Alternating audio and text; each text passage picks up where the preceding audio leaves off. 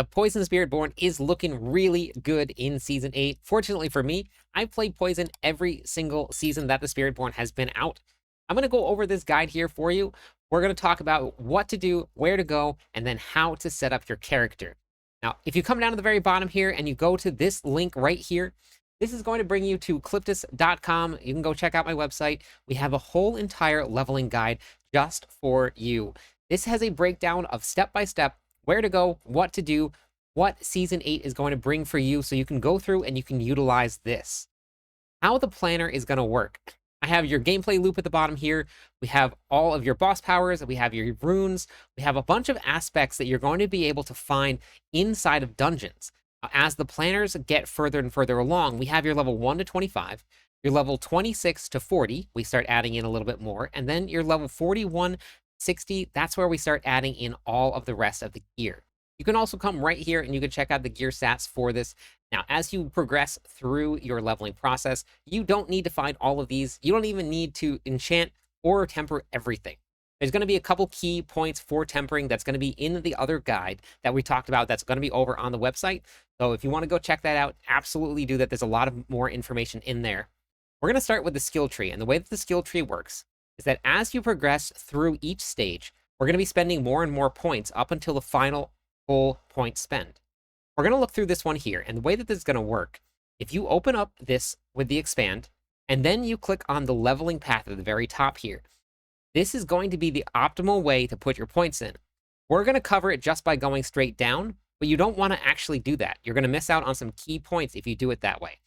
So follow along with this leveling path, and then you're going to set your character up for success. Starting at the top up here, we're going to be going into Withering Fist. This is going to be your basic skill. It's also going to be a way that you can start spreading poison. After you cast 3 times, you're going to spread that poison to 5 enemies. Hitting a vulnerable enemy is going to spread that effect, and it's going to hit all enemies. We're going to come down here. We're going to be putting points into Stinger. This is going to be your main source of damage. This is going to be compared with some boss powers later on that are going to do pretty insane damage, but we'll talk about that later on in the video. We're going to go all the way down through Rampant Stinger. What this does, Stinger now does 40% increased damage. It only hits a single target, and then it takes the damage that it would have done from everything around it, and then it puts it into that one hit, and it makes Stinger do a lot of damage. We're going to be going 3 points into Vigorous. Casting a core skill increases all of your Vigor generation. Vigor is going to be your resource generation. Balance Exertion, your core skills are going to cost 9% more, but they deal 15% more damage. Velocity, you're going to generate 3 Vigor per second while moving. Get 1 point into Focal Point, just so we can unlock Apex. We're going to put 2 points here. Then we're going to come down to Diminishment. Vulnerable enemies are going to deal less damage to you, so some damage reduction is going to be super important. We're going to be taking Ravager. What these are incarnate skills. How this works, you can actually have an active and a passive. The passive, as long as it's on your bar, you're going to take advantage of that all the time. This will give you 2 of your maximum ferocity stacks all the time just by having this equipped. Then when you use it, that's going to cause your next attack to trigger an additional 40% strikes per enemy.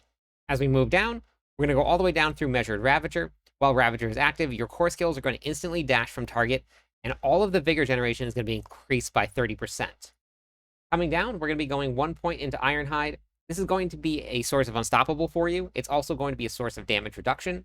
You're going to gain 1 stack of Resolve every 5 seconds. And then when you use it, you're going to encase yourself, becoming unstoppable, and you're going to gain 100% block chance.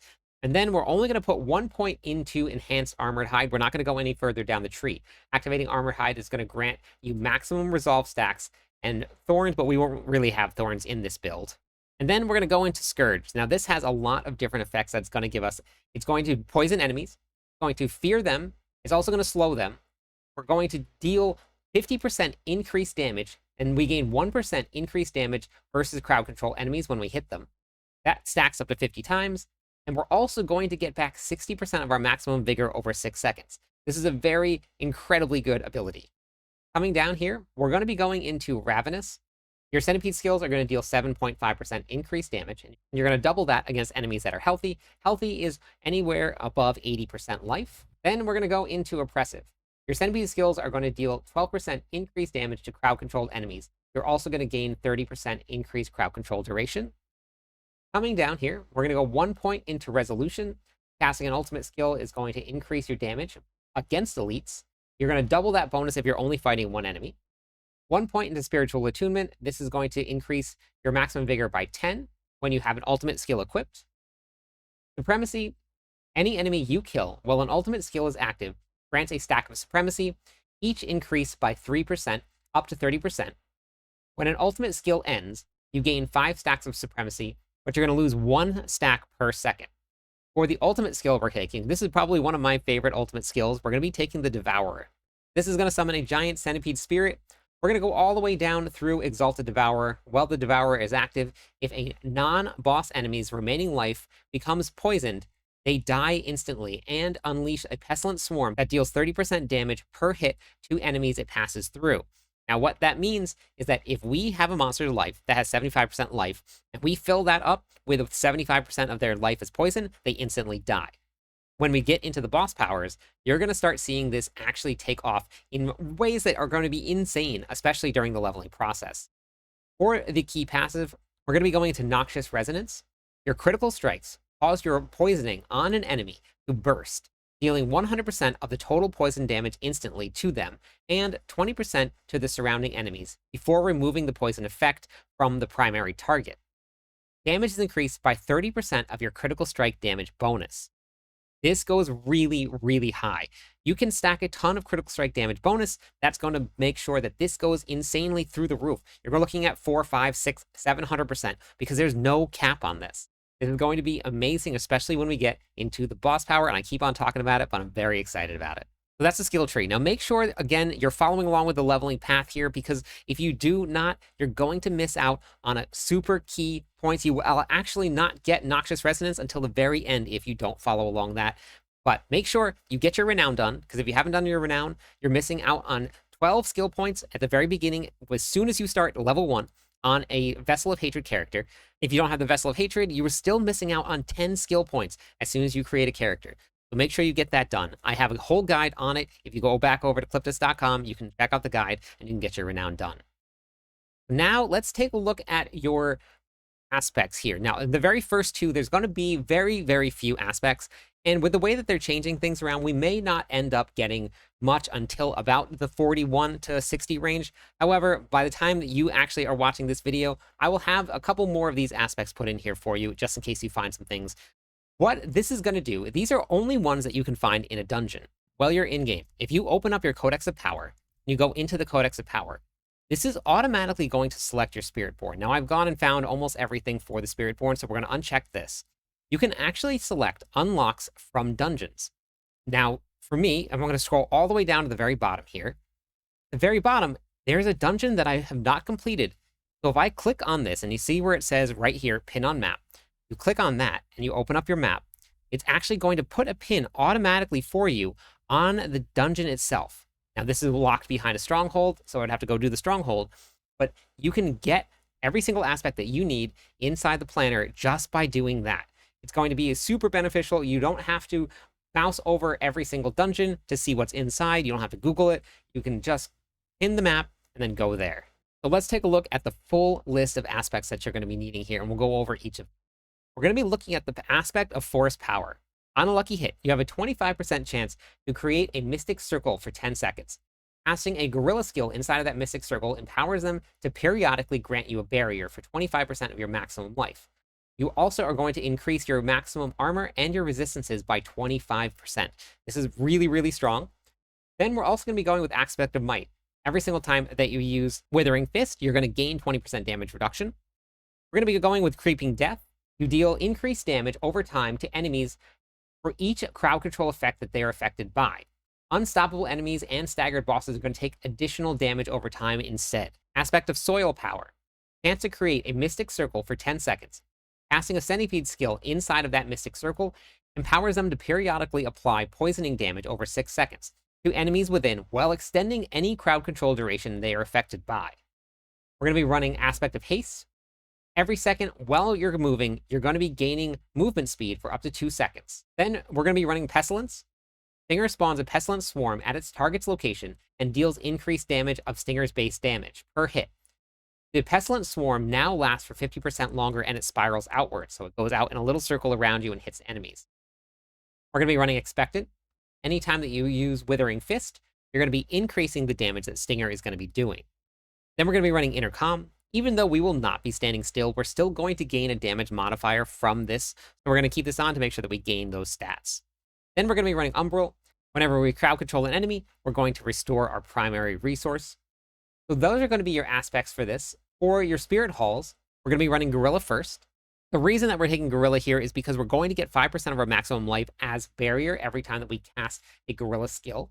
All of our skills are also going to be Gorilla skills, so no matter what skill we cast, we're going to be using and taking advantage of this and gaining barrier. Then for the secondary skill, we're going to be running Jaguar. You're going to gain 1 stack of ferocity whenever you kill an enemy or damage a boss, and it's going to increase your ferocity by 1. Coming down for the runes. Start off, we're going to be running Yax, and we're going to be running Lum. Every single time that we use a healing potion, we're going to restore some vigor. Then we're going to be running Kerr and Ket. Then coming down for your runes, we're going to be running Yax and Lum. Every single time that you use a healing potion, you're going to get back primary resources. And then we're going to run Kerr and Ket. This is going to give you wolves. Every single time that we cast 5 skills, it's going to give us 300 offerings. That will give us 3 wolves. Your wolves are up for 8 seconds, and you only have a 3-second cooldown on this Kerr rune. That means you're going to have multiple packs of wolves up. Those wolves are very, very strong. They're going to give you vulnerable damage, stun, and freeze. It is a great addition to literally any leveling build out there. For the boss powers, I'm going to show you the one that you want to look for. Coming down here, for your main boss power, we're going to have Alex on first. But that's only because that's a lot easier to get. Now, you're going to make sure that you want to look and see what world bosses are coming up. Because what we're going to be looking for, we're going to be looking for Ashava's Poison Breath. Hitting an enemy affected by damage over time, which a lot of our stuff, as you saw, is poison damage. That is going to do a wave of acid that deals 1200% poison damage over 4 seconds. Applies 10% more poisoning damage for each 1% of the current monster's life affected by damage over time. So if we're doing a ton of poison damage, and then we hit an enemy affected by all of that poison damage, it's going to do a massive amount of damage. This is going to be incredibly strong. We're not going to put it on yet because this one, you have to time it right, and you may not log on at the right time for a day or two. So we're going to put Alex on right here. Damaging, casting a basic skill is going to apply sparking damage over time. Then we're going to be running Hatred's Embraces Haste. Your critical strike chance is going to be increased by your shadow resistance. Blackmailer Sabotage. Whenever we gain Fortify, we're going to also gain Barrier. Now, we're going to gain Fortify from using one of our mercenaries, but we'll get to that in 1 second. And then we're going to be running Kerma Spark. Your evade cooldown is going to be reduced by your lightning resistance. Now, for your mercenary, what you're going to be running is we're going to be running Rahir. Rahir is going to give you that Fortify that you're going to need by Shield Charge. It's also going to give us a nice little 15% increased damage for any enemy that's been taunted. And then we're going to be running Variana as our opportunity with Bloodthirst and Withering Fist. So that's what your mercenaries are going to be. So that's the build right there. Like I said, Poison Spiritborn is going to be pretty strong in this season, and that'll translate into the endgame. This build does not have an endgame guide attached to it. Now, just keep an eye out for some endgame guides that are going to be coming out. This one is just going to be focused on leveling. I'm going to be live as soon as the servers hit, so I would love it if you stop by and let me know what you thought of the build and how it's going for you in Season 8. I'm live every night. I'd love it if you stopped by, said hi, theory crafted with me. Catch you on the clip side.